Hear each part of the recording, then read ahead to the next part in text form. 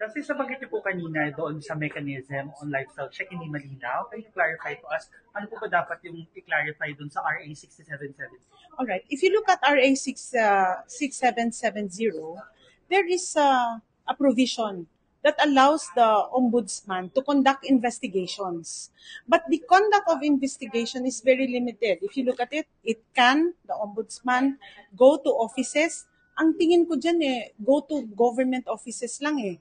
It can, go to offices. It can check on certain documents, records, but that's it. How can the bank accounts be accessed even? No? So you will have to tie that access to the bank accounts to the SALN that was filed by the public official. I hope that was asked, but it wasn't.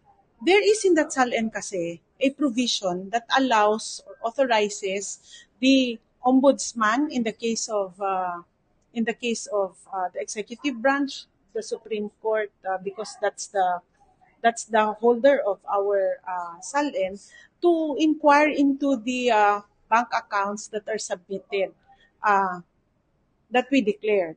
But other than that, there's no basis really for the office of the ombudsman to say for certain that they can conduct lifestyle check.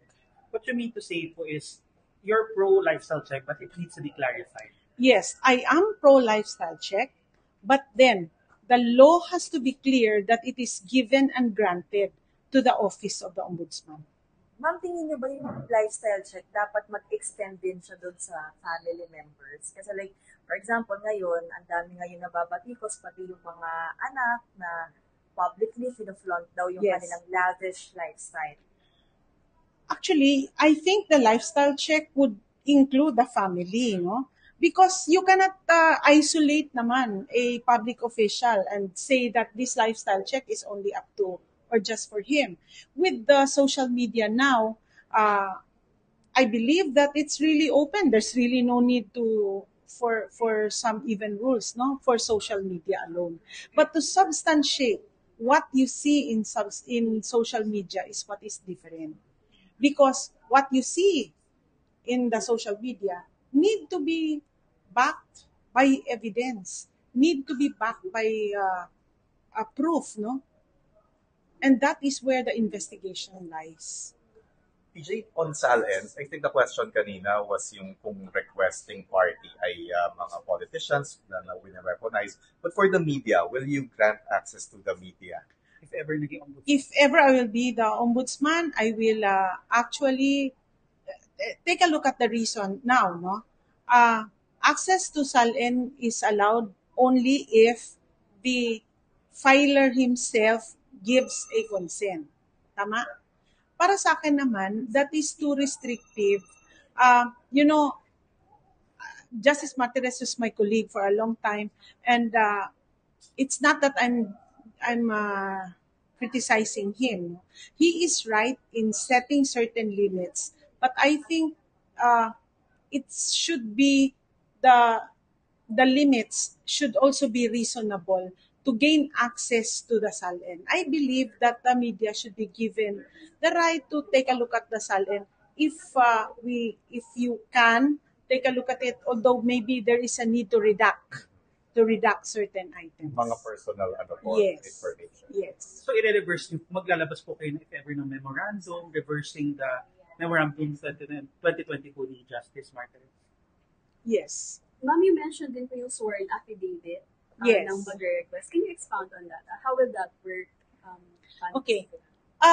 Remember that if you request for a SALN and you access the SALN, you are given a certain privilege to take a look at the what is there, no? The liabilities, assets of a certain person. Now, we want to see if you are really going to use that in good faith. Again, as I said, the measure here is good faith. Or would you really want to perhaps not just good faith, but you want to go against the politician for political reasons, diba?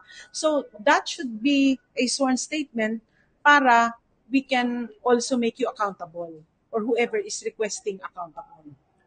PJ, nabanggit niyo po kanina na nasa 96 lang, 99 yung cases po filed with Yes. the Sandigan Bayan. Pag naging ombudsman po ba kayo, do we expect more cases to be Okay. filed? Kasi medyo mababa po yung There is, and we have openly discussed this with former Ombudsman Martires and the others, now the rest of the Deputy Ombudsman. We do not see eye to eye in the interpretation of RA 10660, which is the jurisdiction of the Sandigan Bayan.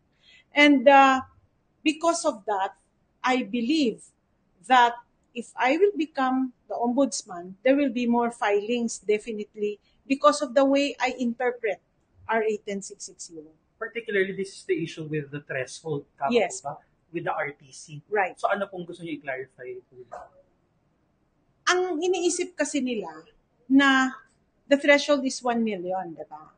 Ang sinasabi na if there are naman kasi allegations that walang threshold because there is no money involved daw or damage. Na sa akin, it should not be interpreted that way. You have to remember, contracts involve more than 1 million.